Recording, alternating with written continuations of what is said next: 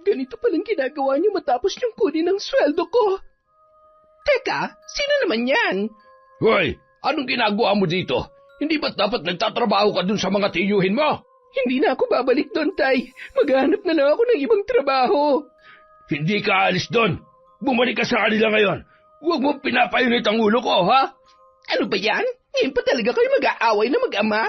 Aalis na nga lang ako dito. Huwag naman, my loves. Dito ka lang. Babalik na lang ako kesa makinig sa away ninyo. Nakita mo ng ginawa mo? Abala ka talagang buwisit ka eh. Ako pa talaga ang buwisit, Tay. Sa akin galing ang perang nilulustay nyo. Pinaghirapan ko yun para makakain kayo ni nanay, tapos anong ginawa nyo? Pinambababae nyo lang? Ano ba kasing ginagawa mo ritong hayop ka, ha? Di ba pinalayas na kita? Hindi ako hayop, Tay. Matapos nyo pakinabangan ng pinaghirapan ko, ganyan nyo na lang ako itatrato. Ako nga po dapat na nagtatanong sa inyo eh. Bakit hindi nyo sinabi sa akin na kayo pala tatanggap ng buong sweldo ko? Bakit? Magbibigay ka ba kung hindi ko yung ginawa? Malamang magiging makasarili ka na. Yun naman ang gusto mong gawin noon pa, hindi ba? Magbibigay naman ho ako sa inyo eh. Hindi nyo ako kailangang pangunahan. Kung kayo naman pala ang tatanggap ng sweldo ko, sana man lang tinirhan nyo ako kahit kalahati. Paano naman ako makakaipon kung walang natitira sa akin kahit piso, Tay? Grabe naman po kayo. Tumahimik ka nga. Wala kang karapatang magreklamo. Anak lamang kita. Ako magulang dito, kaya ako masusunod. Taon 2016. Bohol. Bata pa lamang ay nakaranas na ng matinding kahirapan si Julie dahil marami silang magkakapatid na kailangang pakainin ng kanilang mga magulang. 10 ang anak noon at siya ang panlima. At dahil walang permanenteng trabaho ang kanyang amang si Ramil, pinagkakasya na lamang nila ang 1 kilong bigas sa loob ng 1 araw. Ang kanyang ina naman na si Teresa ay naadik pa sa sugal, kaya ang kakarampot na kinikita sa paglalabada ay naipapatalo lamang doon. 3 sa mga kapatid ni Julie ang nagpasya ng bumukod at lumayo sa kanila para magtrabaho. Kaya lamang wala naman silang maaasahang tulong mula sa mga yon dahil may kanya-kanya na ring pamilya. Ang 2 namang nakatatanda sa kanya ay parehong parakit-rakit lang at madalas pang tumambay. Bagamat hindi pa nakakatulong sa pinansyal, si Julie ang naasahan ng mga magulang niya sa bahay at sa pag-aasikaso sa kanyang mga kapatid. Pero dahil kapos talaga sila, hindi niya akalaing maiisipan ng kanyang ama na ipaampon na lamang ang iba niyang kapatid. Ang mas nagpagulat pa sa kanya ay nung sinang-ayunan pa yon ng kanyang ina. Tutol siya sa desisyong yon ng kanyang mga magulang, pero dahil wala pa naman siyang kakayahang buhayin ang kanyang mga kapatid, ay wala rin siyang nagawa.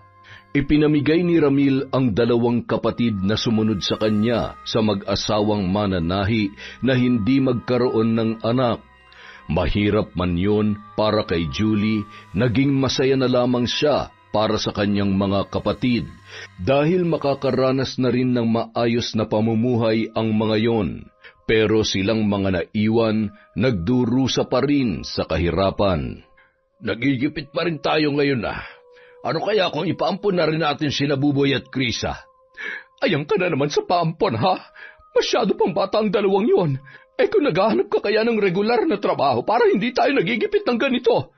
Makapagsalita ka naman, parang napakalaki na naaambag mo rito sa bahay. Lagi ka naman sa sugalan. Kung ibinibili mo na lang ng bigas ang perang sinusugal mo, nagkakalaman pa sana yung sikmura mo. Nagsalita ang 1 buwan ng tambay. Huwag ka na nga makipagtalo sa akin, Ramil. Kung wala ka pang pera, itika mo yung bibig mo dahil kahit lulong ako sa sugal, bumibili pa rin ako ng pagkain para sa mga bata kahit papaano. Bigas lang pinagyayabang mo na. Aba, hoy Teresa, matagal-tagal na panahon ko kayong binuhay ng ako lang mag-isa, kaya wag na wag mo akong yayabangan ng ganyan. Kaya bang solusyon na naisip mo ay ubusin ang mga anak natin? Si Raulo ka pala eh. Kung pinigilan mo lang sana ang sarili mo noon, hindi tayo magkakaroon ng maraming anak. Ginusto mo rin ang nangyari kaya wag lang ako sisihin mo. Buisit ka! Buisit ka rin! Ipapaampun ko mga bata at wala ka na magagawa. Bahala ka sa buhay mo.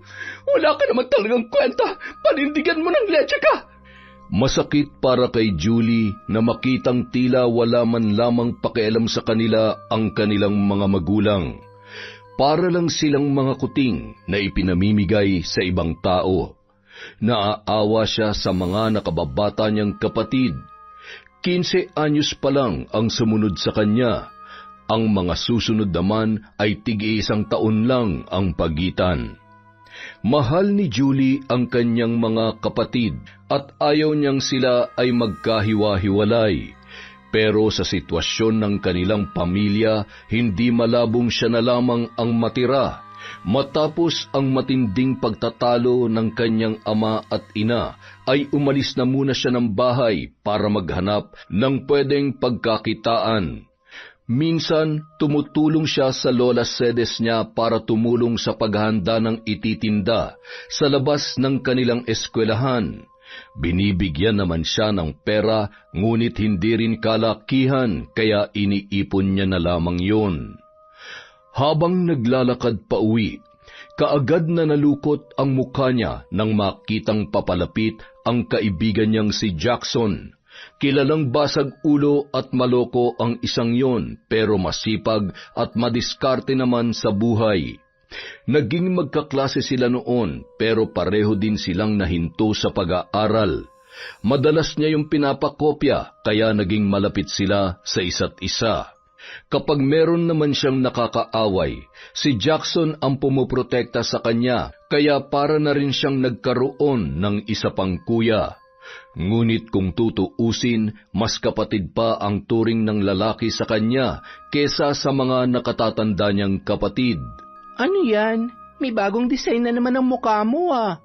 Nakita mo na nga may design, nagtatanong ka pa kung ano to. Itatanong ko pa kasi sana kung sinong designer mo. Ang cute oh, sa may mata pa talaga, parang puyat ka lang. Magsusut ako ng shades bukas para walang makakita nito. Wow! Marunong ka rin naman palang mahiya. Kung itigil mo na kaya yung pagiging basagulero mo para makaranas naman ng kapayapaan niya mukha mo. Kung nagsasalita lang yan, matagal ka ng minura. Sobrang pangit na nga, dami pang marka. Hoy, yung bunganga mo ha. Baka nakakalimutan mo, mas matanda ako sa'yo. Matanda ka nga, isip bata ka naman. May pagkapasmado talaga yung bibig mo no? Busalan ko kaya yan ng siopaw. Gusto ko yon. Tara! Ikaw magbabayad, ah? Grabe, pikon, di na mga biro. Kapal mooks, ikaw pa talaga may ganang magyaya, tapos wala ka namang pera. Sorry na, wala pa kasi akong trabaho tsaka di pa ako kumakain. Hindi na ako nakihati dun sa konting sinaing kanina. Ayan ka na naman hanggang kailan ka ba kasi magpapakabayani para sa mga kapatid mo? Tapos ikaw naman ang nagugutom. Okay lang yon. Mas mabuti na magkasya pa sa kanila yung pagkain kaysa mamroblema na naman si nanay at tatay. Alam mo naman ang tatay namin kapag nahirapan laging solusyon ang pagpapaampun sa mga kapatid ko. Lalo na kami magkakawatak-watak. Pati ba ikaw ipapaampun na rin nila? Wala pa naman silang sinasabi pero parang pinagpaplanuhan na rin ni tatay na ipaampun yung mga natitira ko pang kapatid sa bahay. Langya, anong tingin sa inyo ng mga magulang nyo? Tuta para ipamigay? Nako, kung mayaman lang ako na ang aampun sa inyo Lalo na sa'yo. Delikado kung ikaw ay papaampun, Julie. Nagdadalaga ka na. Paano kung masamang loob pala yung mapagbigyan sa'yo? Huwag mo na nga munang alalahanin yon. Hindi pa naman ako ipapaampon. Pero kung sakali, sabihan mo ako mamatyagan ko yung aampun sa'yo. Kapag may ginawa silang masama, may kalalagyan sila sa akin. Nakikita mo ba tong braso kong pangmalakasan? Isang untog lang dito. Nako, komataw sa nga abutin nila. Oo na nga lang para hindi ka mapahiya. Tsaka baka hindi mo pa ako ilibre ng siopaw. Gutom pa naman ako ngayon. Bakit? Hindi ba talaga ako macho? Seryoso ka ba talaga sa tanong na yan? Ay, alam mo kanina ka pa Tsaka yung tawa mo nakaka-bad trip Suntukan na lang One-on-one tayo. Wag na. Baka may display na yung mukha mo sa museo pag nalapatan pa ng mga kamao ko. Halika na nga. Kumain na lang tayo. Naglolokohan na lang tayo dito Kaagad na napalitan ng lungkot at takot ang sayang yon ni Julie nang makauwi siya ng bahay at malamang wala na roon ang kanyang mga kapatid. Siya at ang mga nakatatanda na lamang sa kanya ang naiwan sa bahay. Dahil sa sama ng loob sa mga magulang, hindi na niya napigilang maglabas ng saloobin. Tay, bakit niyo naman pinaampon ang mga kapatid ko? Hindi ba kayo naaawa sa kanila? Anong gusto mo? Mamatay sila sa gutom dito sa bahay? Mabuti na yung nasa ibang bahay sila. Makakapag-aral pa mga kapatid mo. Ayaw mo ba nun? 3 na lang tayo maghahati-hati sa pagkain. Palagi namang wala ang mga kuya mo dito eh. Kahit na, Tay. Nakakaraos pa naman tayo eh. Bakit kailangan niyo pa silang ipamigay? Tumigil ka nga, Julie. Wala ka namang alam eh. Isa pa, wala ka rin karapatang questionin ang mga desisyong ko dahil wala ka namang ambag dito sa bahay. Pero ang kailangan namin, hindi mga anak na palamunin lang dito. Hindi magtatrabaho ko. Mabuti pa nga. Sinabihan ni Ramil si Julie na hahanapan siya ng mapapasukang trabaho. Pumayag siya roon dahil balak niya mag-ipon para makasamang muli ang kanyang mga kapatid.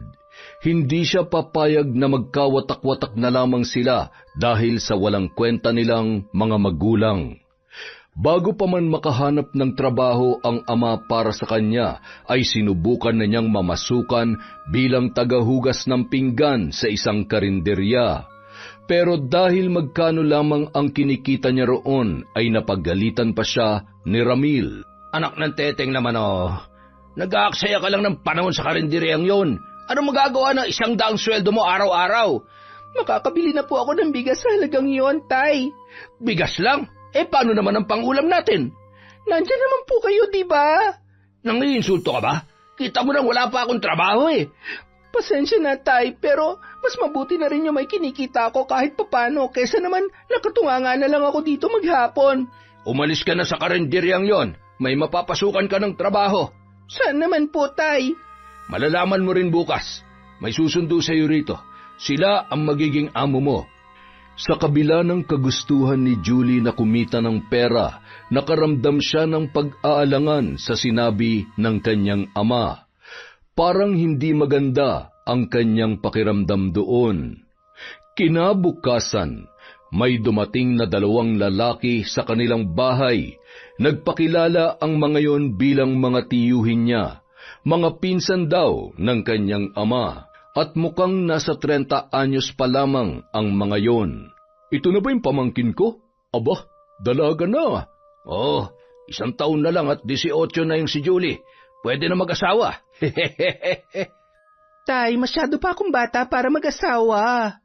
Nako, yung iba nga dyan, 14 pa lang may anak na't kinakasama. Wala na sa edad yun ngayon, iha.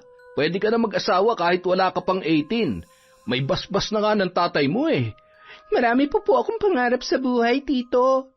Huwag ka mag-alala. Kapag nagsimula ka na sa amin, tutulungan ka rin naming maabot ang mga pangarap mo. Di ba, Brian? Oo naman. Tsaka wala pa naman kaming anak kaya eksakto talaga para kumuha kami ng kukup-kupin. Tay, hindi po ako sasama sa kanila. Dito na lang po ako, Tay. Maghahanap na lang ako ng trabaho na may mas malaking sweldo. Huwag na matigas ang ulo, Julie. Malaki rin ang sasahuri mo sa kanila, tsaka hindi mo ba narinig? Tutulungan kanila sa pangarap mo, kaya huwag ka na mag-inarte pa dyan. Sa kabila ng pagtutol ay hindi pinakinggan ng ama si Julie. Nung araw ding yun, pinag-empake na siya ni Ramil dahil agad-agad siyang isasama ng magkapatid na sina Brian at Gino. Unang tingin pa lamang ay hindi niya nagusto ang karakas ng mga yon. May pakiramdam siya na hindi niya mapagkakatiwalaan ang magkukup-kup sa kanya, kaya ganun na lamang ang naging pagtutol niya. Kaya lamang halos ipagtulakan na siya ng sariling ama, kaya wala na siyang nagawa pa. Ang usapan nila, magtatrabaho siya bilang kasambahay sa magkapatid. Babayaran siya ng 10,000 kada buwan at pag-aaralin din siya sa susunod na pasukan. Natuwa naman si Julie dahil kahit papaano ay maisa sa katuparan na ang pangarap niyang makatapos ng pag-aaral. Pero ang problema niya, hindi pa rin nawawala sa kanya ang pagdududa kina Brian at Gino. Pakiramdam kasi niya ay mayroon pa siyang hindi nalalaman tungkol sa dalawang yun. Ngunit dahil sinabi naman ng kanyang ama na malapit na kamag-anak ang mga makakasama niya sa bahay, ay medyo nakampante na rin siya. Isang gabi, naunang umuwi ng bahay si Gino at naabutan siya naghuhugas ng pinagkainan. Muntik nang mapatalon sa gulat si Julie nang bigla na lamang siyang hinawakan ng lalaki sa balikat at marahang hinaplos pababa sa kanyang braso. Tito, bakit po? Wala naman. Natutuwa lang ako sa iyo kasi ang sipag-sipag mo. Halos baliktarin mo na tong bahay sa kakalinis mo eh. Sanay po kasi ako sa mga gawaing bahay, kaya madali lang sa akin ang mga ganitong trabaho. Nakakatuwa naman. Ay, siya nga pala. May dinala akong pasalubong para sa iyo. Kumakain ka ba ng siomai? Opo, Tito. Buti naman, medyo marami kasi ang binili ko kaya kailangan mo akong saluhan. Di ko to mauubos na mag-isa. Pero kumain na po ako eh. Akala ko po kasi mamaya pa kayo. Naku, dapat sumasabay ka sa amin kasi nag-uuwi kami lagi ng pagkain. Okay na po ako sa ulam dito. Nagluluto na lang po ako.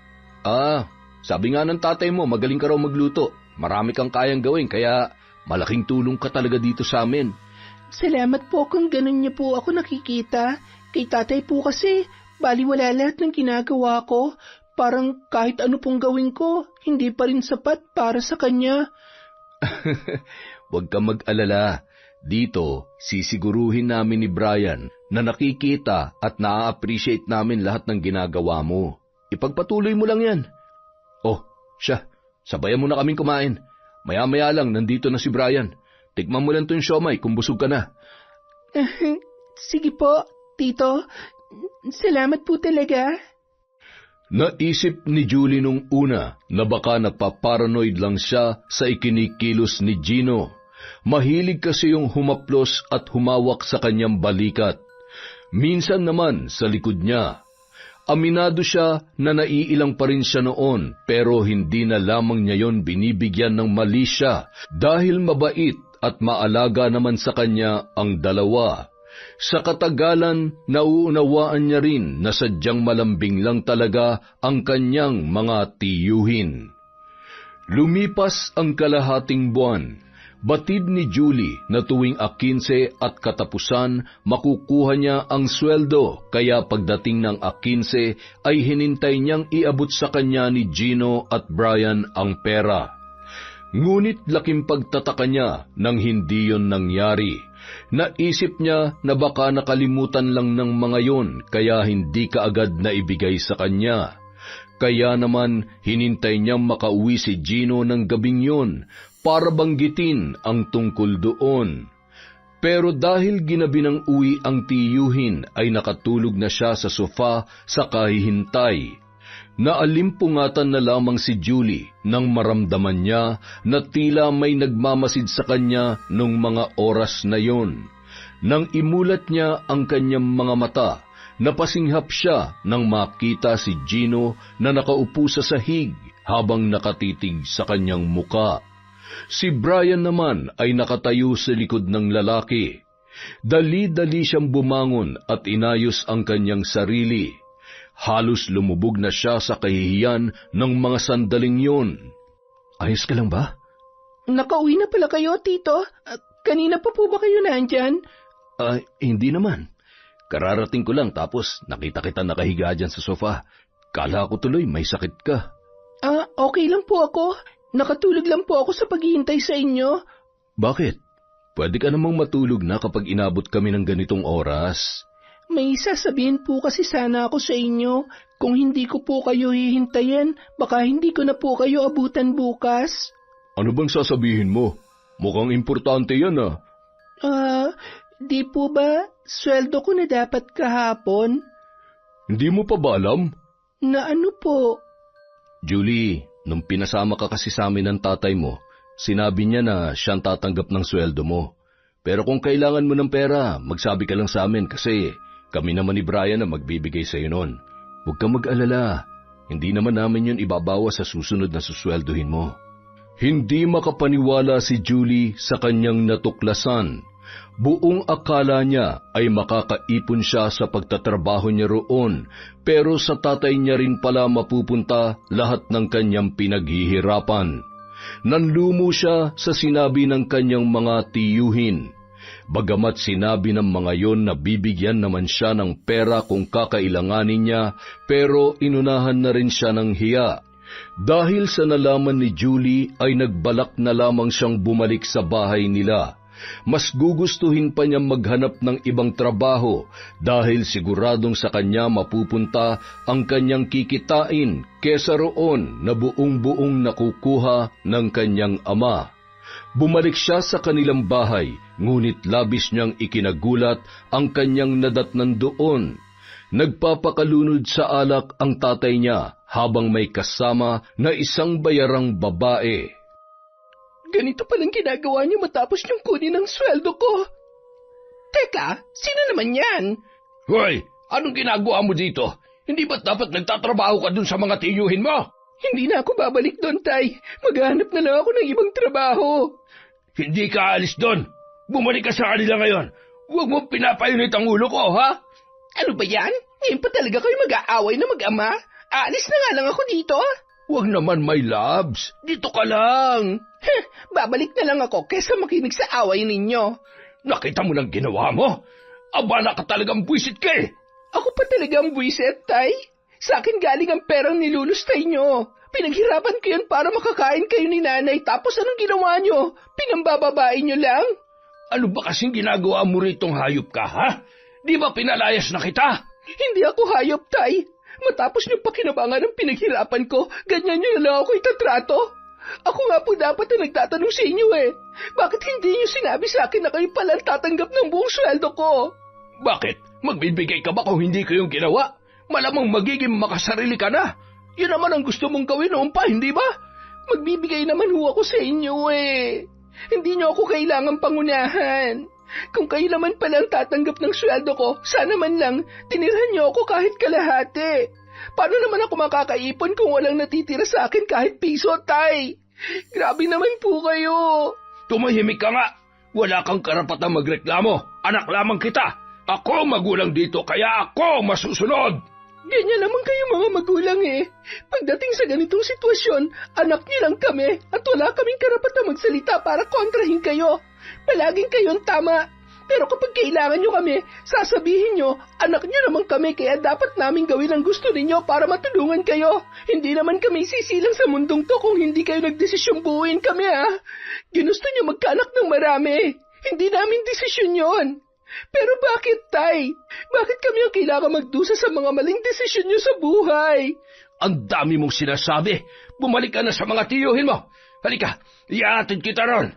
Nagpumiglas pa si Julie, pero halos kalad ka rin na siya ng ama sa pagsakay nila sa tricycle na maghahatid sa kanila sa bahay ni Gino at Brian. Tila nakagapos ang mga kamay niya sa higpit ng pagkakahawak ni Ramil. Nang huminto ang tricycle sa tapat ng bahay ng kanyang mga tiyuhin, ay tuluyan na siyang nawalan ng pag-asa. Wala siyang imik na pumasok sa bahay. Alalang-alala sa kanya ang magkapatid, pero halos wala na siyang maintindihan sa sinasabi ng mga yon. Ang tanging nasa isip niya na lamang ay kung paano makakalaya sa sitwasyong yon. Kung magpapatuloy ang pagtatrabaho niya para sa kanyang ama, hindi siya makakaipon at hindi siya magkakaroon ng pagkakataon na makasama pa ang kanyang mga kapatid na ipinamigay ng kanyang mga magulang. Sinabi naman namin sa iyo na kung kailangan mo ng pera, bibigyan ka namin, hindi ba? Hindi mo na kailangan tumakas para bumalik sa inyo. Julie, ayoko na mauulit to ah. Kailangan mong tanggapin na nandito ka na sa poder namin. Kahit pa ulit-ulit kang umuwi sa tatay mo, ibabalik at ibabalik ka pa rin niya dito. May pangarap ako. Marami akong gustong gawin at hindi ko yun magagawa kung mabubulok na lang ako sa pagtatrabaho rito nang hindi naman sa akin napupunta ang pinaghihirapan ko. Sana naman po maintindihan niyo yun, Tito Brian, Tito Gino. Kumuha na lang po kayo ng ibang kasambahay. Aalis na po ako dito. Mag-aaral ka na sa pasukan at hindi mo na kailangan gawin lahat ng mga gawain dito. Bibigyan ka namin ng allowance buwan-buwan at bibilhin namin ang lahat ng kailangan mo. Hindi ka ba naniniwala na susuportahan ka namin sa pangarap mo? Mananatili ako rito kung hindi nyo na ibibigay ang sweldo ko kay tatay. Pinangiinom niya lang naman yun at ginagamit sa mga babae niya. Hindi namin pwedeng bawiin ang pinag-usapan namin, Julie. Pasensya ka na. Ang naisip ko na lang talagang solusyon ay bigyan ka ng sarili mong pera. O kung gusto mo, tataasan na lang namin ang sweldo mo. Yung susobra sa 10,000, kunin mo na lang para makaipon ka. Natuwa naman si Julie sa kanyang narinig. Yun lang naman ang gusto niyang mangyari, ang makapagtabi para sa kanyang mga kapatid. Pumayag siya sa alok ni Gino at Brian. Dinagdagan ng 2,000 ang sweldo niya buwan-buwan. Sapat na sa kanya yun kesa wala siyang matatanggap. Libre naman ang pagkain at mga gamit kaya wala na siyang kailangan pang alalahanin. Habang tumatagal, napapansin ni Julie na mas lalong nagiging malambing sa kanya ang magkapatid. Sa maikling panahon, naranasan niya ang mahalin at pahalagahan ng mga taong kanyang kadugo, bagay na hindi niya naranasan sa kanyang mga magulang. Ngunit bago pa man magsimula ang pasukan, may kakaibang napansin si Julie kina Gino at Brian. May mga pagkakataon kasi na nakikita niya ang mga yon na nakatitig sa kanya na parang may halong pagnanasa.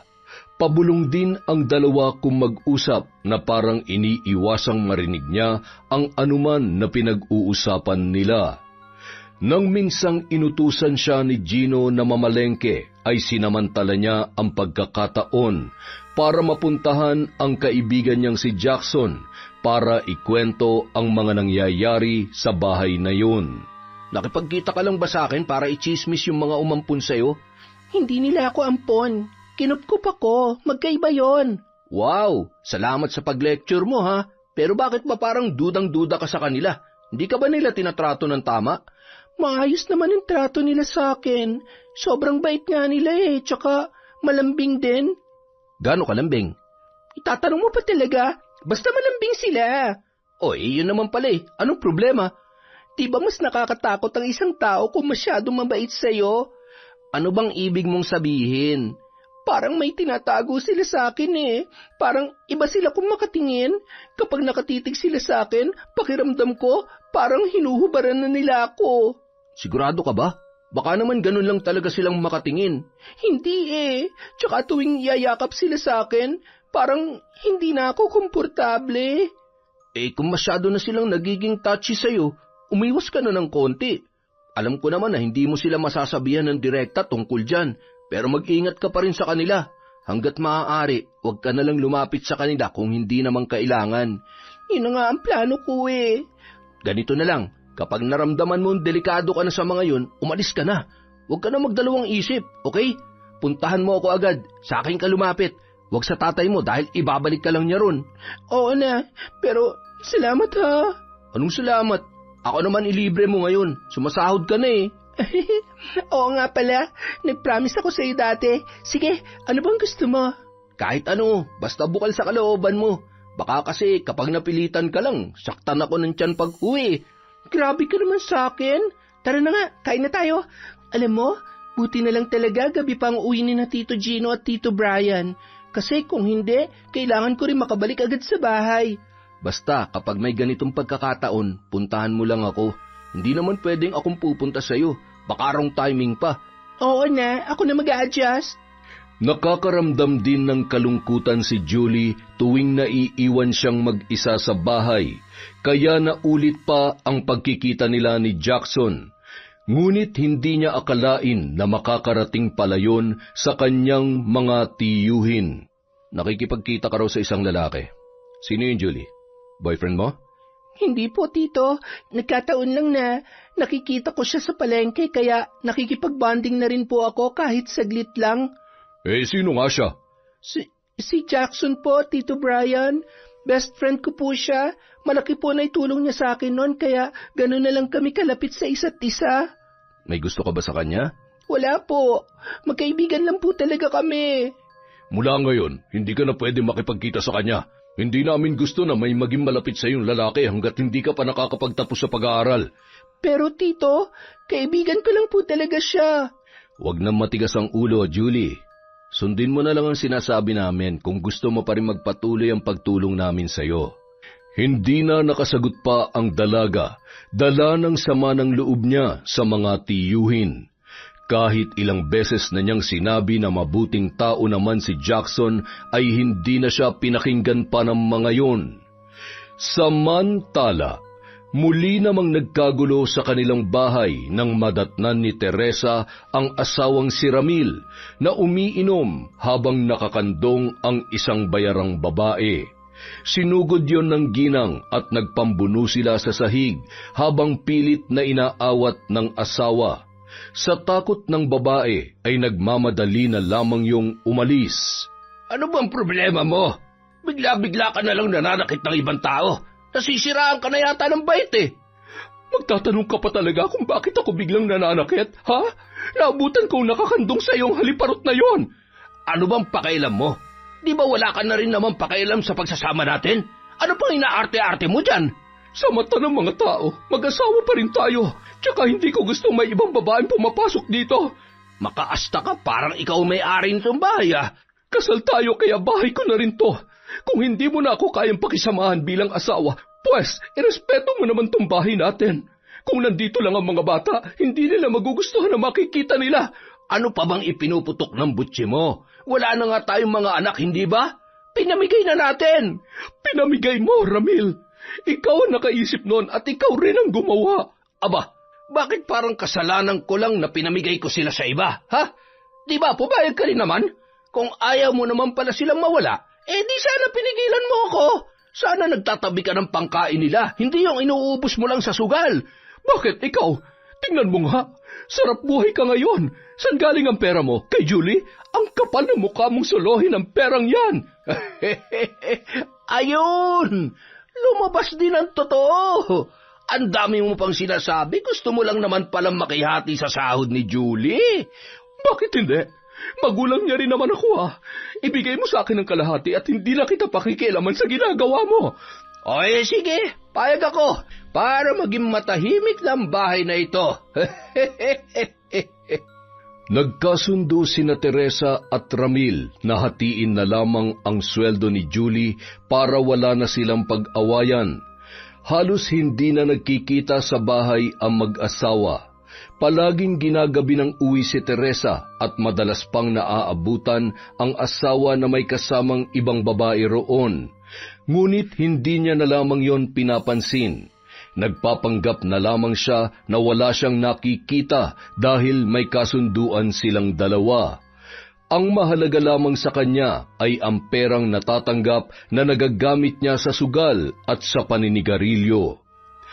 Habang nagpapakasasa sa sweldo ni Julie ang mga magulang, habang tumatagal ay hindi na siya napapalagay sa bahay ng kanyang mga tiyuhin.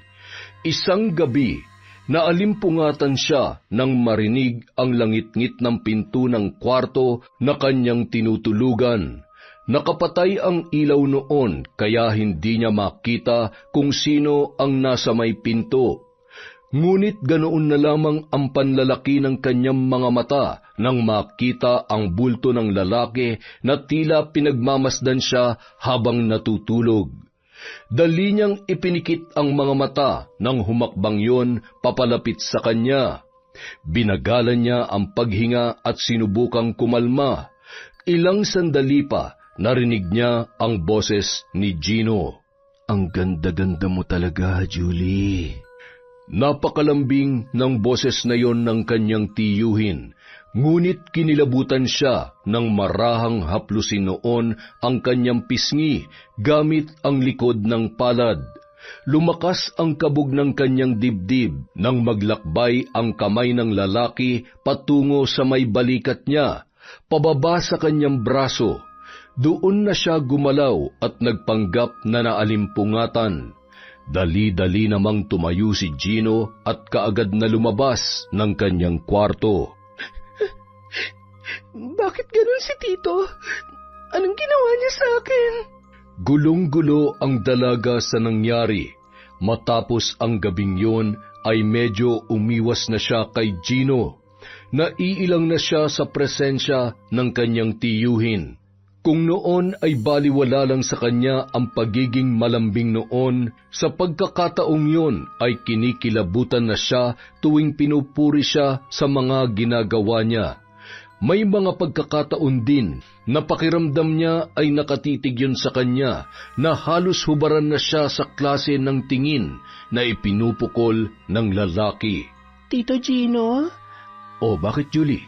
May kailangan ka ba? may itatanong lang po sana ako. Ano yun? Pumasok po ba kayo sa kwarto ko kagabi? Bakit mo naman naitanong yan? Hindi ko po alam kung panaginip lang ba yon, pero parang nakita ko po kayo kagabi sa may pinto ng kwarto. Ay, baka nananaginip ka lang, Julie.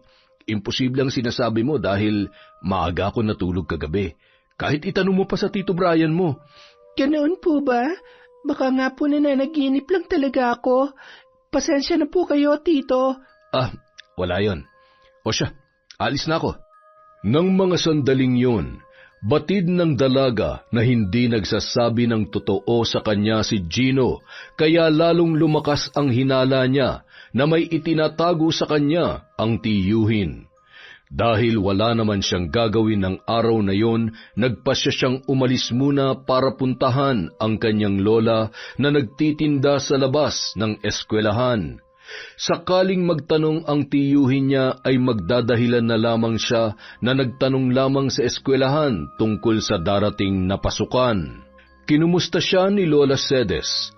Ipinaalam niyang mabuti naman ang kanyang kalagayan sa kanyang mga tiyuhin. Ngunit biglang nagtaka ang matanda nang banggitin niya ang pangalan ni Gino at Brian. Sinabi niyang pinsan yon ng kanyang ama, ngunit imposible raw yon ayon sa kanyang lola dahil wala raw anak ang kaisa-isang kapatid noon. Wala na rin daw silang ibang kamag-anak sa lugar na yon, kaya lalong naguluhan si Julie. Hanggang sa pag-uwi niya ay laman ng kanyang isipan ang nalaman niya mula sa kanyang lola. Malakas ang kutob niya na may itinatago sa kanya ang mga tiyuhin. Kaya lamang ay hindi naman siya maaaring direktang magtanong doon. Pagsapit ng hapunan, sinadya niyang hintayin sina Gino at Brian para magtanong ng ilang bagay. Nagbaka sakali siya na kapag nasagot yon ay mabigyang linaw ang mga tanong sa kanyang isipan. Tito Gino, may itatanong po sana ako. Ano yon? Paano nga po pala kayo naging magpinsan ni tatay? Hindi po kasi siya nagkukwento sa akin eh. Bakit mo naman naitanong yan? Gusto ko lang pong malaman kung may iba pa po akong lola. Ako nang sasagot sa tanong mo. Magkapatid ang nanay namin at ang nanay ng tatay mo kaya kami naging magpinsan. Malapit na kamag-anak naman po pala namin kayo. Buti na lang po naisip niyo na kupkupin ako. Palagi ka kasing pinagmamalaki ng tatay mo kaya kami naging interesado. At totoo nga, malaking tulong ka dito sa amin. Salamat po, Tito. Huwag po kayong mag-alala. Kapag nagsimula na po ang pasukan, gagalingan ko po para makabawi ako sa inyo. Nako, huwag mo nang alalahanin yun. Ayos lang sa amin kung ano lang ang kaya mo. Huwag mong i-pressure ang sarili mo. Basta pasado, ayos na yun. Okay na kami ron ng Tito Brian mo. Matapos maghapunan, saka pa lamang nakahinga si Julie. Malinaw na sa kanya ang lahat. Nagsisinungaling sa kanya sina Gino at Brian. Hindi niya tiyuhin ang dalawang yon. Samantala, napansin naman ni Gino ang naging reaksyon ni Julie nang sagutin ni Brian ang tanong tungkol sa pagiging magpinsan nila ni Ramil. Pagpasok sa kwarto ay kaagad niyang kinausap si Brian tungkol doon. May problema tayo, Brian. Anong problema sinasabi mo dyan? Si Julie, mukhang may alam na siya. Paano may alam? Magtatanong ba naman sa atin yun kanina kung may alam na siya? Sinabi ng kapitbahay natin kanina na umalis si Julie. Hindi ko alam kung saan siya pumunta pero malakas ang kutob ko na nagdududa na siya sa ating dalawa. Baka alam na niya na hindi talaga natin pinsan si Ramil. Kapag nalaman niya kung anong plano natin sa kanya, baka bigla na lang siyang lumayas. Ano gagawin natin? Alangan naman, bantayan natin ang babae yun buong maghapon. Di ako pwede, alam mo yan. Matatanggal ako sa trabaho ko. Mas lalong hindi ako pwede. Kung walang maiiwan sa ating dalawa, bakit hindi na lang natin siya ikulong? Nasisiraan ka na ba? Paano kung magwala siya rito? Ano ngang gagawin natin? Sandali lang, hayaan mo muna akong mag-isip. Kailangan natin ng agarang solusyon bago niya maisipang umalis dito. Alam ko yan. Nang mabalitaan ni Gino na isinoli ng umampon ang bunsong kapatid ni Julie, ay tila nabuhayan siya ng loob. Pinuntahan niya si Ramil at kinausap tungkol sa kanyang plano. Gusto mong gamitin ang bunso kong anak para hindi umalis sa inyo si Julie? Ganun na nga, pero ikaw ang magsasabi sa kanya. Takutin mo siya na ipapamigay mo ulit ang bunso niyang kapatid kapag umalis siya sa bahay. Sa ganung paraan, mawawalan siya ng dahilan para iwang kami ni Brian. Minsan talaga di ko rin maintindihan yung amats niyo no? Bakit ba kasi ganyan na lang kayo kahumaling kay Julie? Ano ba nakita niyo sa kanya? Kailangan pa ba naming ipaliwanag yun sa'yo? Alam mo naman na noon pa lang kung anong tipo namin ng kapatid ko pagdating sa babaeng gusto naming makasama sa bahay. Yun na nga hindi ko maintindihan Magagandang lalaki naman kayo. Sigurado marami kayong makikilala o baka nga marami na naghahabol sa inyo Pero bakit ang anak kong pinili nyo? Wala pa siyang karanasan sa mga gusto nyong gawin. May pangangailangan kami pare. At ang gusto namin, yung kasing sariwa ni Julie. Pambihira. Basta siguraduhin nyo lang na hindi ako sasabit sa gagawin nyo Tsaka hanggat maaari, huwag nyong papatayin si Julie. Anak ko pa rin yun. Oo naman pare, makakaasa ka dyan. Iingatan namin siya at ibibigay namin lahat ng gusto niya. Basta magpakabait lang siya sa amin ni Brian. Eto, tanggapin mo tong 5,000 para sa tulong na hinihingi ko. Dadagdagan ko ang sahod ni Julie na binibigay ko sa'yo. Basta gawin mo lang na pagkasunduan natin, ha? Sige. Akong bahala dyan. Matapos magkasundo sina Gino at Ramil, nakampante na ang lalaki. Basta't nakakapagbayad sila ng tama ay wala silang nagiging problema sa kahit anong gusto nilang gawin. 2 linggo na lamang at sasapit na ang 18 kaarawan ni Julie. Yun ang araw na pinakahihintay ng magkapatid dahil sa wakas ay magiging ganap ng dalaga ang babae na natitipuhan nilang dalawa. Dahil doon, nakaisip ang magkapatid na maghanda ng surpresa para pasayahin yon. Julie, nakapag-enroll ka na ba? Opo, tito. Mabuti naman. Siya nga pala, hindi ka na pwede munang umalis-alis ng bahay, ha? Marami kaming kakilala sa paligid at malalaman namin kung umaalis ka, kaya wag na matigas ang ulo mo. Po? Pero bakit naman po bawal akong umalis? Dahil nagdadalaga ka na. Hindi makakabuti sa iyong umalis na mag-isa. Ayaw namin mapahamak ka. At saka magpapasukan na rin kaya dapat masanay ka nang nandito lang sa bahay para makapag-focus ka sa pag-aaral. Tandaan mo, Julie, hindi ka pwedeng bumarkada. Gusto namin makatapos ka muna bago mo magawa ang mga gusto mong gawin. Huwag mo sana mamasamayin ang paghihigpit namin sa'yo, ha? Para sa'yo rin naman yon. May ibabalita nga palang Tito Gino mo. Ano po yun? Nabalitaan kong kasama na uli ng nanay at tatay mo ang bunso mong kapatid. Talaga po? Nasa bahay na ulit si Krisa? Oo, kaya huwag ka na malungkot. Pwede ka po ba siyang bisitahin? Sa ngayon, hindi ka muna namin papayagang umalis. Patunayan mo muna sa amin na hindi ka nasusuway. Kapag nagawa mo yon, saka ka namin papayagang umalis para bisitahin ang kapatid mo. Kahit papaano ay nabuhayan si Julie sa kanyang nalaman. Sinabi sa kanya ni Gino na malabo nang ipaampun muli ang bunso niyang kapatid, kaya gumaan ang kanyang pakiramdam.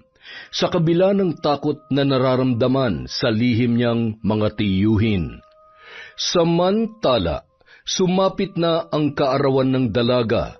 Gusto niyang umalis ng bahay para puntahan ang kanyang pamilya, pero wala siyang nagawa kundi ang manatili na lamang doon. Kinagabihan, hindi niya inaasahan ang pagdadala ni na Gino at Brian ng masasarap na pagkain at malaking cake para sa kanya.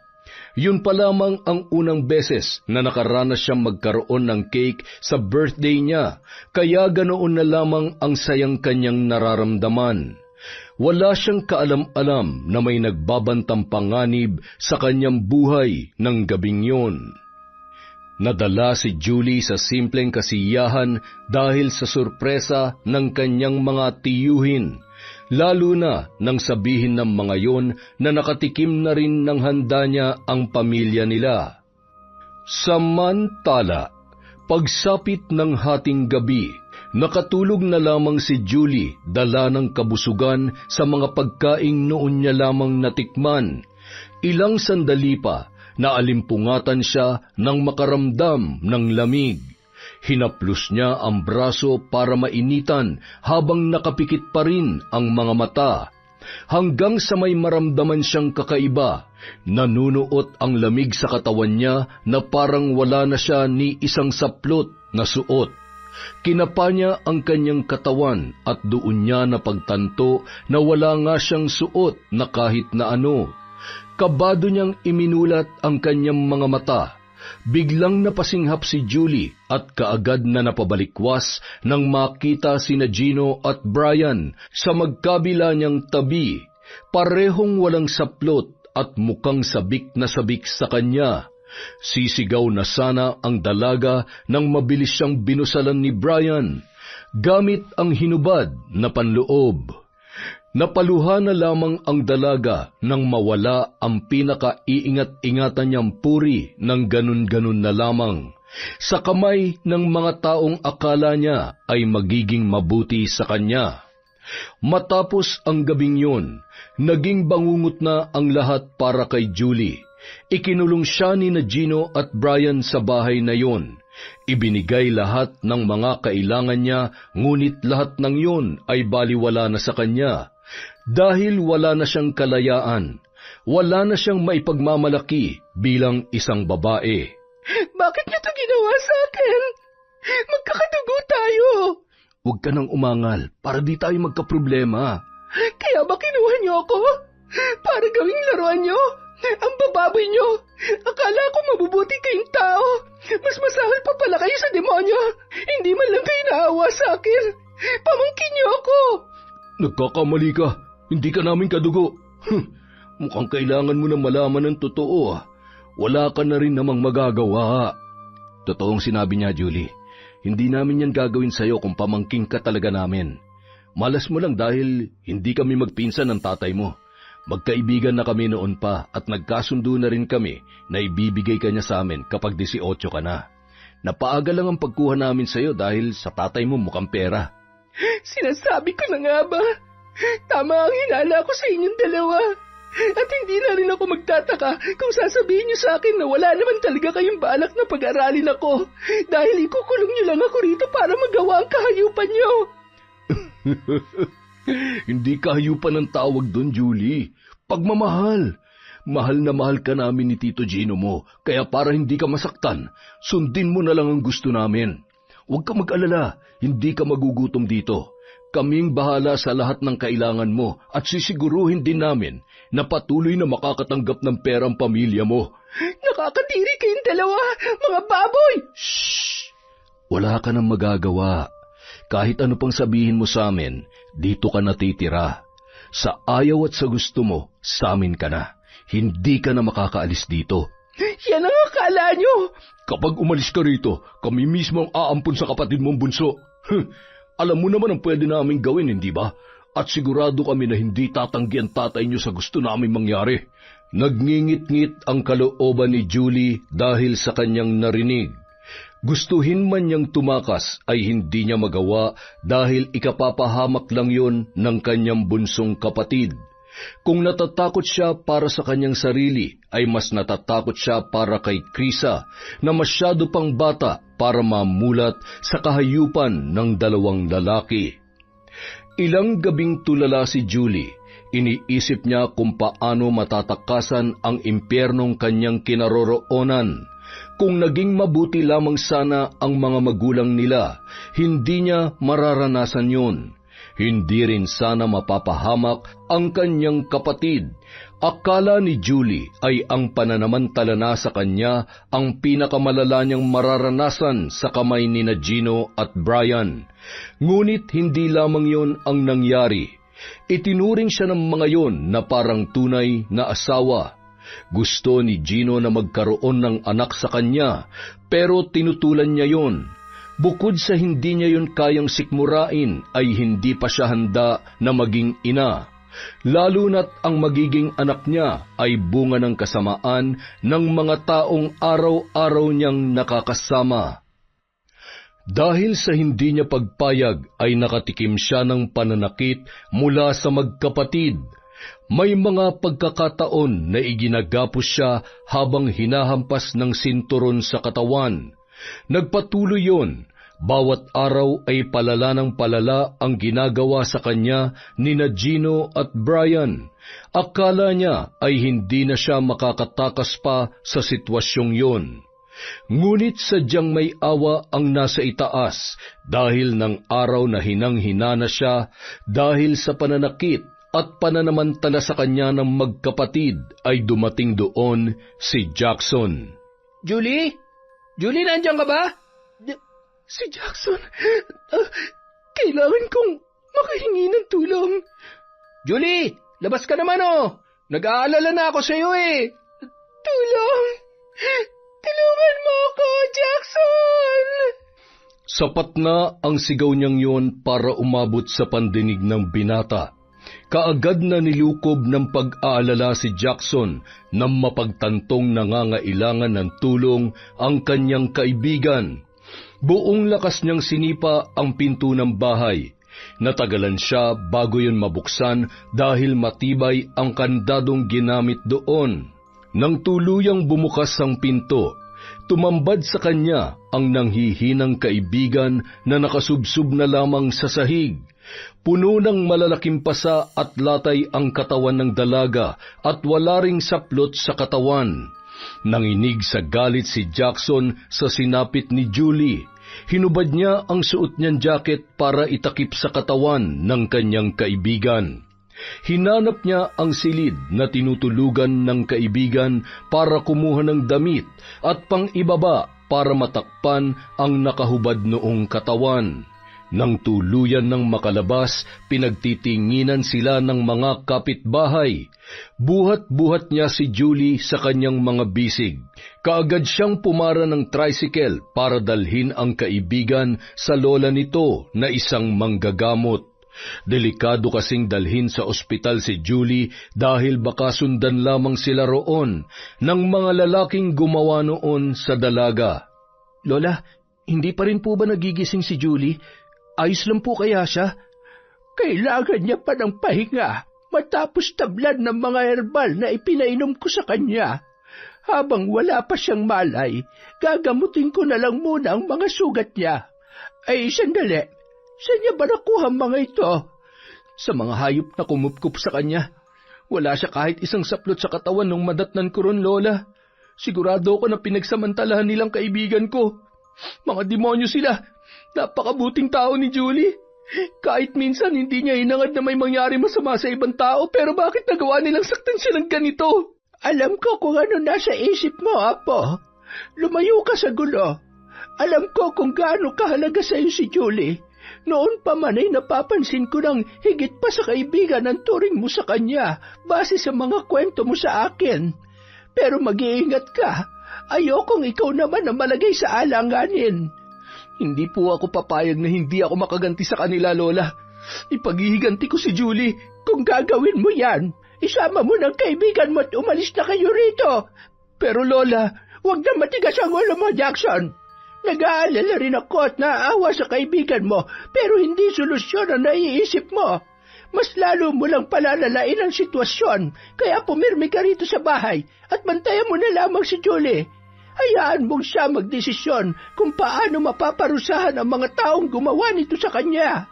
Bagamat matindi ang kagustuhan ni Jackson na makaganti, ay pinili na lamang niyang makinig kay Aling Nida dahil ayaw rin naman niyang paalisin sila roon. Wala na siyang ibang mapupuntahan dahil maaari din siyang matunton ng mga kumupkop kay Julie. Hindi iniwan ni Jackson ang dalaga ng mga panahon na yon. Inalagaan niya at binantayan ang kaibigan hanggang sa tuluyang manumbalik ang kanyang lakas. Jackson, nasaan tayo? Kaninong bahay ito? Bahay to ng lola ko. Si Aling Nida, yung manggagamot? Oo, dito ka muna hanggat hindi pa tayo nakakasiguro sa kaligtasan mo. Hindi ba nila tayo matutuntun dito? Hindi, iilan lang ang nakakakilala kay Lola Nida. Tsaka alam naman natin na malayo tayo sa bayan, kaya ligtas ka rito. Hindi mo na kailangan bumalik sa mga hayop na yon. Ilang beses na nila akong pinagsamantalahan. Tapos nung hindi ako pumayag na magkaanak sa akin ang ginong yon, binugbog nila ako. Bakit hindi ka kaagad umalis doon? Binantaan nila ako. Si Chris ang ipapalit nila sa akin kapag umalis ako ron. Jackson, kailangan ko makasiguro na ligtas ang kapatid ko. Pwede mo bang alamin kung okay lang siya? Gusto mo bang kunin ko ang kapatid mo? Hindi. Hindi ligtas na gawin yon. Baka mapahamak ka pa. Julie, gusto mo bang makaganti sa mga gumahasa sa'yo? Paano? Ipapakulong ko sila? Pwedeng-pwede nila akong balikan. Baka nga ikaw pang pagbintangan nila na gumahasa sa akin eh. Hindi kulungan ang kalalagyan nila. Gagantihan natin sila sa tulong ni Lola. Paano yun, Jackson? Sa pamamagitan ng sumpa, Julie. Marunong mambarang ang lola ko, kaya lang matagal niya nang itinigil yun eh. Pero susubukan ko siyang kumbinsin para tulungan niya tayo. Matapos tulungan ni Jackson na makakain at makapagpalit ng damit si Julie, ay hinayaan niya na muna ang dalaga na magpahangin sa labas. Wala naman silang kapitbahay roon dahil napapalibutan ng taniman ng gulay ang bahay ng kanyang Lola Nida. May makitid na daanan sa gitna ng palayan papunta roon, pero malayo-layo rin yon, kaya kahit magkaroon sila ng hindi inaasahang bisita, ay magkakaroon pa ng pagkakataong makatago si Julie bago pa man sila tuluyang makalapit. Nilapitan naman ni Jackson si Lola Nida na noon ay abala sa pagtatahip ng bigas na isasaing para sa pananghalian. Napakamot sa batok ang binata dahil sa pag-aalinlangan sa gustong sabihin sa kanyang lola. Matagal na kasing tinalikuran ng matanda ang pambabarang, kapalit ng tahimik nilang buhay. Madalas kasing may sumusugod noon sa bahay ng kanyang lola at ilang beses pa yung sinubukang saktan sa dati nilang tinitirhan.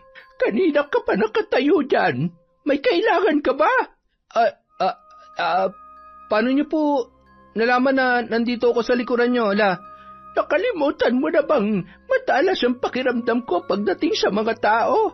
Kahit malayo ka pa, alam ko kapag nakatingin ka at may balak kang lumapit sa akin. Lakas talaga ng powers niyo, Lola. Pwede po bang mahinaan yan? Pero parang gusto ko rin matutunan ah. Anong powers ang pinagsasasabi mo riyan? Hindi ako superhero. Isa akong manggagamot. Malaki ang tiwala ko sa mga herbal na ginagamit ko at hindi ko na kailangang gumamit ng kahit na anong mahika. Pero, Lola, alam ko kung ano iniisip mo, Jackson. At ang sagot ko ay hindi. Hindi na ako babalik sa pambabarang. Teka, pati nasa isip ko nababasa niyo rin, La. Ano ba namang klaseng tanong yan? Malay ko po ba kung narinig niyo lang ang pag-uusap namin ni Julie kanina? Gusto mo bang patunayan ko pang hindi na po? Joke lang naman kasi yan, Lola. Napakaseryoso niyo naman po masyado. Pwes, hindi ako nakikipag-joke-jokean sa iyong bata ka. Kailan pa ba naman kayo nakipagbiroan sa akin, La? Nako, kapag nangyari yon, magtitirik talaga ako ng kandila, kulay pink. Ay nako, puro kakalokohan. Kung nandito ka lang para bisitin ako, pumasok ka na lang sa bahay at mag-asikaso ka ng lulutuing ulam. Muling sinubukang kumbinsihin ni Jackson ang kanyang lola na tulungan sila ni Julie sa kanilang paghiganti, pero nanindigan yon sa unang desisyon. Samantala, ilang araw na naghahanap sina Gino at Brian kay Julie, ngunit bigo pa rin silang makita ang dalaga. Nakailang balik na rin sila kina Ramil, pero ni anino ng hinahanap nila ay hindi nila matagpuan. Buisit, kailangan natin siya makita bago pa siya magsumbong sa mga pulis. Paano nga? Halos napuntahan na natin lahat ng pwede niyang puntahan na. Siguradong itinago na siya no Jackson na yun. Sabi ko na magiging problema natin ang lalaking yun dahil palagi siyang pumapapel pagdating kay Julie. Ang magagawa na lang natin ngayon ay isa-isahin ang mga kamag-anak ng lalaking yun. Siguradong hindi pa sila nakakalayo. Nagpatuloy ang paghahanap ni Gino at Brian kay Julie. Halos mabaliw na sa kakaisip ang magkapatid kung saan makikita ang dalaga. Pareho silang takot makulong at mabuko sa ginagawa nilang kalokohan. Nang araw ding yon, naiwan muna si Julie kay Aling Nida dahil pansamantalang umalis si Jackson para rumakit. Ayaw kasing iasa ng binata ang pagkain nila sa lola dahil masyado na raw yung matanda para problemahin pa pati ang kanilang kakainin. Bumabalik lamang yon tuwing hapon at nag-iingat na masundan ng sino mang nakakakilala sa kinatatakutan ni Julie. Habang hinihintay ang kaibigan, naisip ni Julie na kausapin si Aling Nida. Sa pagkakataong yun, naglakas loob na siyang humingi ng tulong sa matanda. Nagbaka sakali siya na baka makinig yon kapag siya na mismo ang nakiusap. Aling Nida, pwede ko po ba kayong makausap? Kung tungkol sa hinihiling sa akin ni Jackson ang sasabihin mo, wala tayong kailangang pag-usapan. Kaya kitang tulungan pero hanggang sa panggagamot lang. Aling Nida, nagmamakaawa po ako sa inyo. Gusto ko lang po silang mapanagot sa ginawa nila sa akin. Ayoko na rin pong umabot sa punto na may iba pang katulad ko ang mabibiktima nila. Ginahasa po nila ako. Ninakaw nilang pinakaiingatan kong puri para sa lalaking pakakasalan ko balang araw. Para na rin po nila akong pinatay sa ginawa nila. Kaya sige na po, tulungan niyo na po ako. Maawa po kayo sa akin. Natahimik na lamang ang matanda at hindi kaagad nakasagot sa sinabi ni Julie. Ngunit bakas sa mukha noon ang lungkot sa kanyang mga narinig. Tulad ng dalaga ay nakaranas din siya ng matinding karahasan noon. Ninakaw ng mga walang pusong lasinggero ang pinakaiingatan niyang puri nung siya ay ikakasal na sa kanyang nobyo. Hiniwalayan siya ng lalaki at hindi na natuloy pa ang kanilang kasal. Dahil doon, hindi na siya muli pang nakipagrelasyon. Hindi na rin niya inasampa na magkaroon ng pamilya. Ngunit malambot ang puso niya sa mga bata. Naging malapit ang loob sa kanya ni Jackson na anak ng kanyang pamangkin. Palagi siyang pinupuntahan ng kanyang apo mula noong bata pa lamang yun. Bagamat may katigasan ng ulo, ay mas nakikinig pa sa kanya si Jackson kesa sa mga magulang nito. Napabuntong hininga na lamang si Nida habang pinagmamasdan si Julie na noon ay nakatulala na naman sa labas ng bahay. Mabigat sa loob niya na tanggihan ang hinihiling sa kanya ni na Jackson at Julie, ngunit mabigat ang magiging kapalit noon kung sakali mawawala ang katahimikan na matagal niya nang tinatamasa. Samantala, makalipas ang ilang araw ay nagbago rin ang isip ni Nida at nagpasya na siyang tulungan si Julie. Nagtungo siya sa likod ng kanyang bahay para hukayin ang mga gamit sa pambabarang na matagal niya nang ibinaon. Maayos pa ang mga yon, bagamat may kalumaan na. Kinuha niya ang itim na libro, mga itim na kandila at mga garapon na naglalaman ng mga insektong noon ay tila walang mga buhay. Ngunit kapag nagsimula na ang ritual, maggagalawan muli ang mga yon para ipataw ang sumpa sa mga taong nagkasala. Buti na lang pumayag na si Lola na tulungan tayo. Humanda talaga ang mga hayop na yun. Matitikman nila ang lupit ng sumpa mula sa lola ko. Salamat sa tulong mo, Jackson, ha? Hindi ko talaga alam ang gagawin ko kung wala ka. Kahit kasi sarili kong pamilya, hindi ako kayang tulungan sa problema ko. Kaya, pasensya ka na kung nadamay ka pa. Ano ka ba? Gustong-gusto kong tulungan ka kaya hindi mo kailangan humingi ng pasensya. Kung hindi pa nga pumayag si Lola na tulungan tayo, susugurin ko na talaga yung mga yun eh. Pupunuin ko ng pasa ang buong katawan nila dahil sa ginawa nila sa'yo. Talaga? Gagawin mo yon? Oo naman! Sa bagay, sanay naman na sa bugbog yung pagmumukha mo kaya wala nang masisira dyan. Hoy, grabe ka ah. May natitira pa namang maayos dito sa mukha ko. Hindi pa sira lahat. Huwag ka mag-alala. Pogi ka pa rin naman eh. Sus, utot mo. Nang magsimula ang pagsasagawa ni Aling Nida ng ritual, hindi na siya lumabas pa ng kanyang silid. Hindi siya kumakain at hindi rin umiinom ng tubig sa buong maghapon. Ayos lang ba talaga ang lola mo? Malilipasan na siya ng gutom. Hindi natin siya pwedeng pakialaman, Julie. Kung anong sinabi niya, yun ang gagawin natin. Hayaan na lang muna natin siya.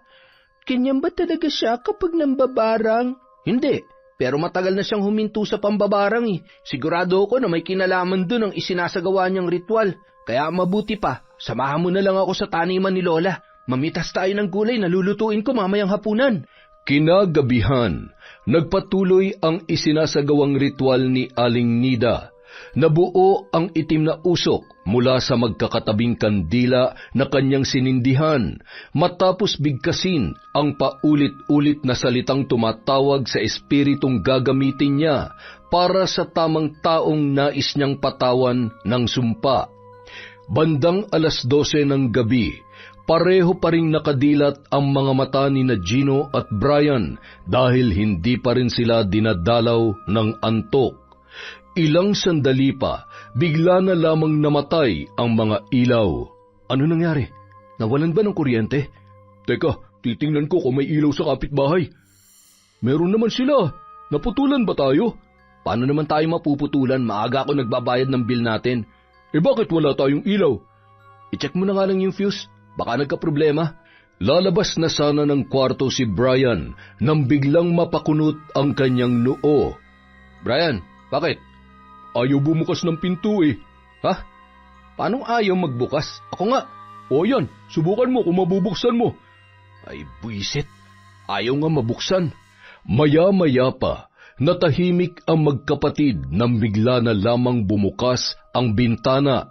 Sa lakas ng pagkakabukas noon ay nabasag ang salamin at lumikha ng ingay sa loob ng silid. Napasinghap naman si Gino habang hinahanap kung sino ang nagbukas noon. Dahan-dahang naglakad ang magkapatid sa may bintana at ganoon na lamang ang kilabot na kanilang naramdaman nang makita ang itim na usok sa labas na animoy kawangis ng isang babae. Ha? Gino, ano yan? Hindi ko alam. Sa akin ka pa talaga nagtanong? Isara mo nga yung bintana. Ba't ko pa isasara? Basag na nga yung mga salamin. Matapos makita ang itim na usok, lalo nang hindi nakatulog ang magkapatid. Nang sumikat na ang araw ay lumiwanag na rin sa kanilang silid. Doon lamang napansin ng dalawa ang mga patay na ipis na nakakalat sa sahig. Napakarami noon at umabot pa hanggang sa ilalim ng kama. Saan galing ang mga yan? Napakarami nito. Imposible namang hindi natin napansin ang mga to kagabi. Magdamag tayong gising. Bagamat nagtataka pa rin ang magkapatid kung paanong halos na puno ng mga patay na ipis ang kanilang silid, winalis na lamang nila yon at saka sinunog. Ngunit laking gulat ni Gino nang hindi umapoy ang mga naipon nilang ipis kahit ilang beses niya na yung sinindihan. Nang maubos ang pasensya ng lalaki ay hinayaan na lamang niya yon sa labas. Nang muling sumapit ang dilim at wala pa ring ilaw sa bahay ay nagsindi na lamang ng kandila ang magkapatid. Ngunit habang naghahapunan, pareho silang natigilan nang makarinig ng kakaibang ingay sa may pintuan. Nang mapalingon sila roon, namutla ang dalawa nang makita ang napakaraming ipis na gumagapang papasok sa loob ng kanilang bahay. Bago pa man sila makasigaw ay gumapang na ang iba sa mga yun sa kanilang katawan at pinagkakagat na ang kanilang balat. Napahiyaw na lamang sila sa sakit. Ilang sandali pa nawalan na ng malay sina Gino at Brian. Unang nagkamalay si Gino. Nang idilat niya ang mga mata, kaagad siyang napatayo sa pag-aakalang naroon pa ang mga ipis na sumugod sa kanila. Ngunit malinis na ang sahig at wala na ni katiting na bakas na may mga ipis na napunta roon. Kinapakapa niya pa ang kanyang katawan. Bigla siyang natigilan nang makapa ang tila mga bukol sa kanyang magkabilang braso. Nang tingnan niya yon ay may mga naiwan pang mga pangil na nakabaon doon, hanggang sa maramdaman niya ang matinding pangangati na tila ba may gumagapang sa ilalim ng kanyang balat. Nang sulyapan niya si Brian ay tumambad naman sa kanya ang mga sugat sa mukha ng lalaki, at tulad niya may mga bukol din yon sa iba't ibang parte ng katawan. Nang magkamalay naman si Brian, sabay silang naduduwal at nakaramdam ng matinding pananakit ng tiyan. Pumunta sila ng ospital para magpagamot, ngunit kahit naresetahan na sila ay hindi pa rin naibsan ang pangangati ng kanilang balat. Samantala, bago maghating gabi ay lumabas na ng silid si Aling Nida. Hinang-hina ang matanda dahil sa 2 araw na hindi kumakain at umiinom ng tubig.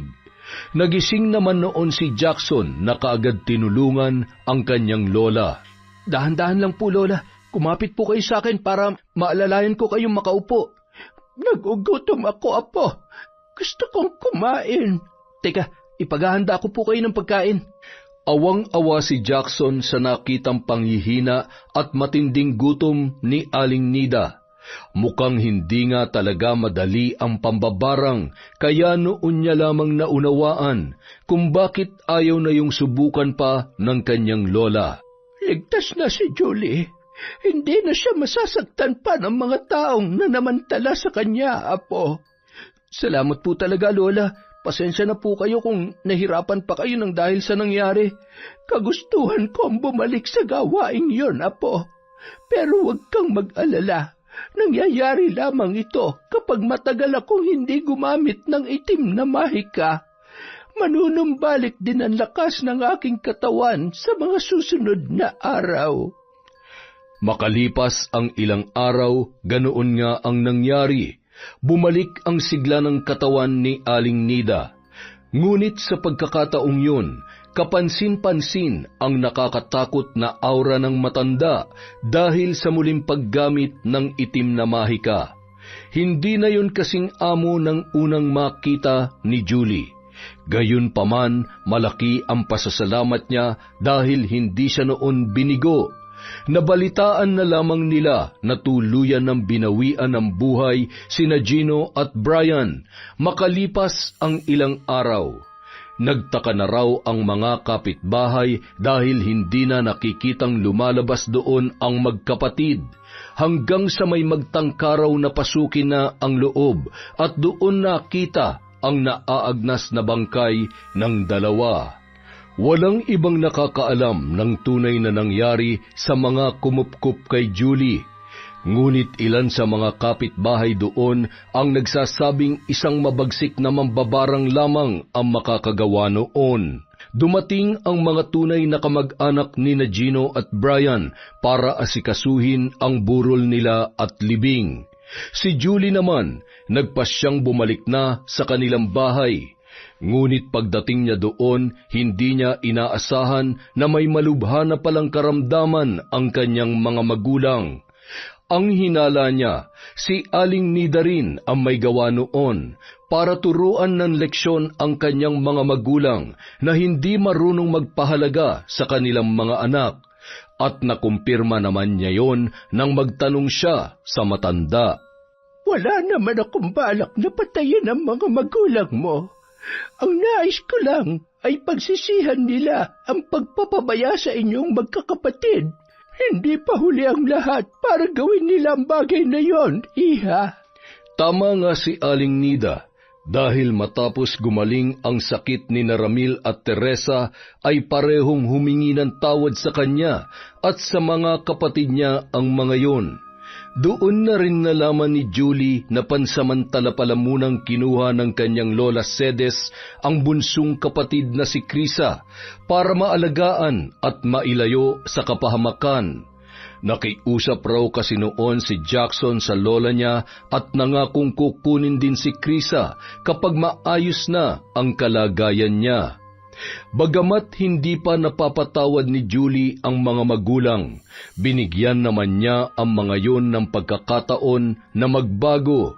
Hindi man mabawi ng nanay at tatay niya ang iba niyang kapatid na ipinaampon, ay natuwa naman siya nang malamang masaya ang mga yon at may maayos na buhay. Siya naman naghanap na lamang ng bagong trabaho. Natanggap naman siyang tindera sa isang grocery. Hindi man kalakihan ng sweldo ay kontento na siya at masaya na ron dahil wala nang mang-aabuso sa kanya. Wala na ring mananakit at magbibigay ng takot sa kanya araw-araw. Tuwing uuwi siya ng bahay ay may nakahanda ng pagkain. Palagi na siyang ipinagluluto ng kanyang ina. Ang tatay niya naman na si Ramil ay naghanap na rin ng pangmatagalang trabaho. Maswerte naman na nakasama yon sa ginagawang shopping center na matagal-tagal din tatapusin. Sa tanang buhay ni Julie ay yun pa lamang ang unang beses na naramdaman niya na may magulang pa siya. Naaasikaso na rin ang kapatid niyang si Krisa. Ang mga kuya niya naman ay hindi na talaga bumalik sa bahay nila at nagkanya-kanya na lamang. Hindi na siya umaasang mabubuo pa ang kanilang pamilya, pero kahit papaano ay nabawasan ang lungkot na nararamdaman niya dahil maayos na ang kalagayan ng bawat isa sa kanila. Anak, kain na. Nagpaluto ako ng nilagang baboy sa nanay mo. Alam kong paborito mo yan. Kakasahod ko kasi ngayon eh. Mauna na po kayo, Tay. Magpapahinga lang po ako sandali sa kwarto. Anak, pasensya ka na kung nakukulitan ka na sa tatay, ha? Gusto ko lang kasi na magkaayos na tayo. Pero hindi naman kita mamadaliin. Sinusubukan ko lang na makabawi sa'yo kahit papaano. Sige na ho, magpapahinga na po ako. Palaging ganoon ang eksena ng mag-ama dahil sariwa pa sa kanya ang mga naranasan niyang pang-aabuso mula kina Gino at Brian, at hindi mangyayari ang lahat ng yon kung hindi siya pinabayaan ng kanyang tatay. Nakikita naman niya ang pagbabago noon. Araw-araw sinusubukan ng kanyang tatay na makipag-usap sa kanya o mapangiti man lamang siya. Pero kahit laging bigo yun, hindi pa rin siya sinusukuan. Hindi niya alam kung kailan niya magagawang magpatawad. Ngunit isa lamang ang sigurado siya, panatag na ang kanyang kalooban.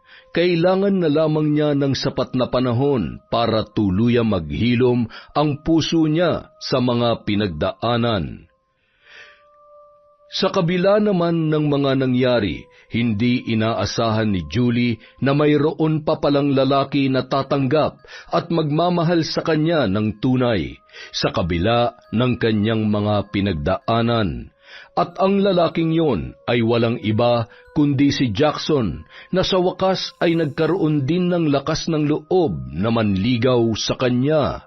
Seryoso ka bang manliligaw ka sa akin? Hindi bagay sa'yo maging sweet. Kahit ano pang sabihin mo dyan, basta mahal kita at liligawan kita, Julie. Ayoko na mag-aksaya pa ng pagkakataon. Alam mo naman na matagal na ako nasa tabi mo, hindi ba? Hanggang likod pa nga eh. Handa akong saluhin ka palagi at hindi ako mapapagod na makinig sa mga kwento mo. Dadamayan kita sa mga problema mo, palagi, Julie. Huy, kahit pahirapan mo ako, kahit maghintay ako ng matagal, ayos lang sa akin yun. Kala mo? Kahit nga suntukin mo pa ako eh. Ito naman, Hindi pa nga ako nagsasalita, ang dami-dami mo nang sinabi. Bakit ko naman pahihirapan ng kaisa-isang tao na hindi ako iniwan noong napakadilim pa ng mundo ko? Kung mayroon mang isang tao na handa kong ipagkatiwala ang buhay ko nang walang halong takot, ikaw yon. Sa'yo yon, Jackson. Ipinaramdam mo sa akin na ligtas ako kapag kasama kita. Matagal mo na ring ipinaparamdam sa akin na mahal mo ako, kaya wala nang dahilan para patagalin ko pa to. Sinasagot na kita, Jackson. Agad-agad. Teka, relax ka lang naman. Pero seryoso na yan ha. Walang bawian yan ha. Oo naman. Halos magtatalon ang binata sa sobrang saya dahil sa naging sagot ni Julie. Masaya rin siya dahil batid niyang hindi madaling umamin ng tunay na nararamdaman sa panahong bago pa lamang naghihilom ang kanyang puso. Pero sumubok si Jackson at hindi natakot sa magiging desisyon niya, bagay na mas nagustuhan niya sa lalaki. Yon! Isa na namang malupit na kwento mula sa Kwentong Enteng. Excited masyado? Di ka pa napagod, ha? Okay, maraming salamat po sa inyong lahat. Nandito na naman tayo sa katapusan ng kwento. Mag-iingat po tayo, alagaan po natin ang ating mga sarili. Huwag po nating pababayaan ng health natin, please. Para po sa magandang kinabukasan ng sangkatauhan, simulan na nga natin ang shoutout. Hi po! Kay Crisgel Mamado sa AJJ Garments ng Dapdap Tarlac, kina Joan, Melanie, Alex at kay Nanay Evie Bognot. Shout out po kay Scarlett Sky Maniego, kay Pureza Tagiwalo, kay Catherine Fantinalgo, kay Rosalina Bagayong. Hello po kay Febe Ranyada, Josie Aniban, Betty Velasco, Manisan Mamot Mapadtaya. Shoutout din po kay Jade Guevara, kay Jessica Sobremonte, kay Lydia Lopez, kay Ni Alforte. Hi Ni, kumusta ka? Hello po kay Resel Galope, kay Alma Naong, kay Isabel FD, kay Mari Vicente, kay Irma Umali. Shoutout din po kay Vilma Bautista, kay Jessica Rojas, Pasiano Guerrero, Sheena Enriquez, Elizabeth Pamintuan, kay Lynn Kaunes, kay MGS14. Hello po kay Margie Banosong, kay Desiree De Los Santos, sa Naong at Flores family from Alma Naong. Hello din po kay Elizabeth Dungka, kay Analu Barlita, kay Beth Mercado, Maria Therese de la Carcel, kay Annelie 1988. Hi po kay Liza Agodo, kay Elizabeth Sumalinog, kay Ami Viray, kay Dins Rodriguez, Cleo Avalos, Noemi Garcia Pabunan, kay Roslyn Jimenez, Corazon Cacalda, Jenny Lazarito, Angelina Ignacio, Miss Maura, Jenny Web Edulzura. Hi po kay May Megs. Ang sarap mag-trip. Hello po kay Candida de Balucos, kay Chat Advincula, Olga Bardinas, kay Robert Crimen, kay Marialina Kagawa, at syempre po kay Hiroshi. Maraming salamat po sa walang sawang, sa walang sawang pakikinig at suporta sa Kwentong Enteng. Babay na nga po.